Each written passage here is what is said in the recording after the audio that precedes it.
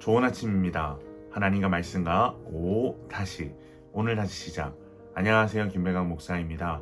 오늘 함께 묵상할 말씀은 신명기 13장입니다. 중심 구절은 신명기 13장 4에서 5절입니다.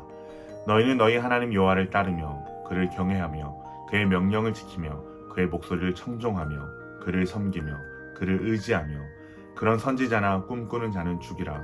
이는 그가 너희에게 너희를 애굽 땅에서 인도하여 내시며 종되었던 집에서 속량하신 너희의 하나님 여호와를 배반하게 하려 하며 너희 하나님 여호와께서 내게 행하라 명령하신 도에서 너를 깨어내려고 말하였음이라.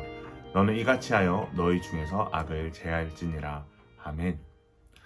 모세는 12장에서 26장까지 이스라엘이 꼭 지켜야 할 규례의 법도가 무엇인지를 구체적으로 설명합니다. 그중 가장 중요한 신앙에 대한 부분을 먼저 이야기하고 있는데요. 지난 시간 살펴본 12장에서 하나님은 이스라엘 백성에게 가나안 땅에 들어가서 가장 먼저 우상을 멸하고 타락한 죄의 풍습을 제거하라는 명령을 내리신 데 이어 13장에서는 이스라엘의 신앙을 훼손하고 순수성을 해치는 일들을 세 가지 종류로 나누어 기록하고 있습니다. 첫 번째는 거짓 선지자와 꿈꾸는 자의 예언이 이루어지는 상황을 가정합니다. 거짓 선지자란 하나님의 대변인이 아니라 다른 신의 대변인을 말합니다.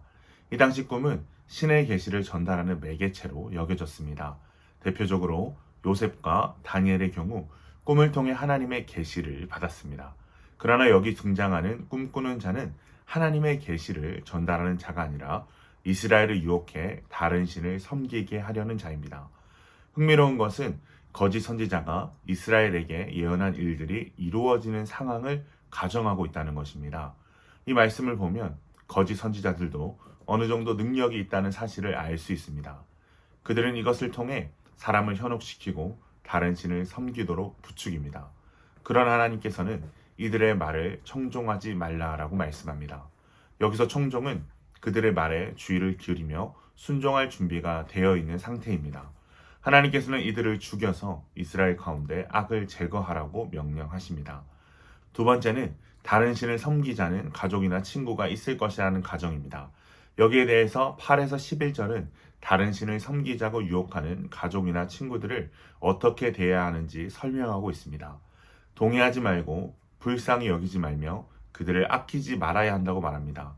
9절에서 10절에는 더 강력한 명령이 주어지는데요. 그가 비록 가족이나 친구라고 할지라도 용서 없이 돌로 쳐 죽이라고 말씀하십니다. 세 번째는 성읍을 지배하는 불량배들에 대한 가정입니다. 이들이 다른 신을 섬기자고 한다면 그 성읍을 철저히 조사해야 되고 사실이 밝혀질 경우 그들을 죽일 뿐만이 아니라 그 성읍을 진멸하고 물건들은 광장에서 불로 태울 것을 명령하십니다.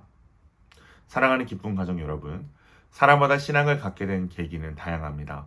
왜냐하면 하나님께서는 다양한 방법을 통해 우리를 찾아오시기 때문입니다. 어떤 이는 이적을 통해서, 어떤 이는 친한 친구나 가족을 통해서, 어떤 이는 군대 선임이나 직장 상사의 권유로 인해 출석하게 된 교회에서 신앙을 갖게 되기도 합니다. 하나님께서는 정말 다양한 방법으로 우리에게 신앙의 문을 열게 하십니다. 그러나 우리의 신앙이 처음 시작된 곳에 머물러서는 안 됩니다. 반드시 우리의 신앙은 진리의 말씀 위에 뿌리를 내려야 합니다. 그렇지 않으면 우리의 신앙은 반드시 흔들리게 되어 있습니다. 이적에 뿌리를 둔 사람은 이적으로, 관계에 뿌리를 둔 사람은 관계에 의해 흔들리게 되어 있습니다. 우리는 이러한 유혹에 맞서기 위해 진리의 말씀으로 무장해야만 합니다. 어느 정도로 무장해야 할까요? 하나님께서는 이스라엘 백성에게 가족이나 친구라고 할지라도 이스라엘 신앙의 근간을 흔드는 미혹하는 자들을 진멸하라고 명령하십니다. 그렇게 오늘 말씀에서 주는 교훈은 우리를 미혹하는 것에서부터 생명을 걸고 무장하여 맞서야 한다는 것입니다. 오늘날 우리를 미혹하는 자들을 진멸할 수는 없습니다. 그렇다면 다른 측면에서 우리는 생명을 걸어야 합니다. 바로 진리의 말씀 위에 뿌리를 내리는 것입니다. 하나님이 어떠하신 분인지, 내가 믿고 있는 복음은 무엇인지를 말씀을 통해 정확히 알고 그 위에 우리의 믿음의 뿌리가 내릴 때 우리는 어떤 것에서도 흔들리지 않을 수 있습니다.